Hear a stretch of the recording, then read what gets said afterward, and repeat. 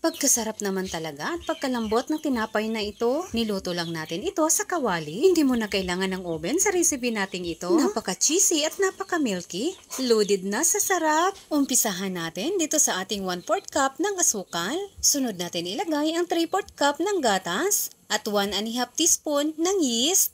I-mix-mix lang natin itong mabuti hanggang sa matunaw ang ating asukal. Bago natin ilagay ang 1/4 teaspoon ng asin, ilagay na rin natin ang 2 1/4 cup ng bread flour or first class na harina at 2 tablespoon ng margarine.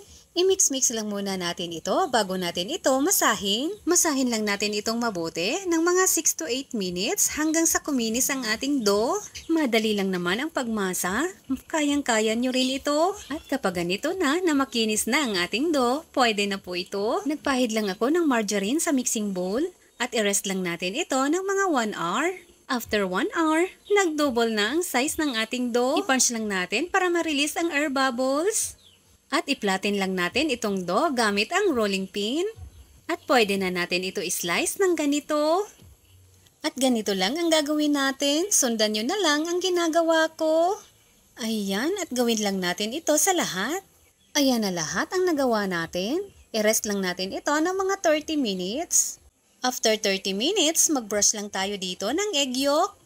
Ayan, at nag-preheat na ako ng kawali. Parang oven din, kailangan i-preheat. Charot! At lutuin lang natin ito ng mga 20 to 25 minutes sa mahinang apoy lang po.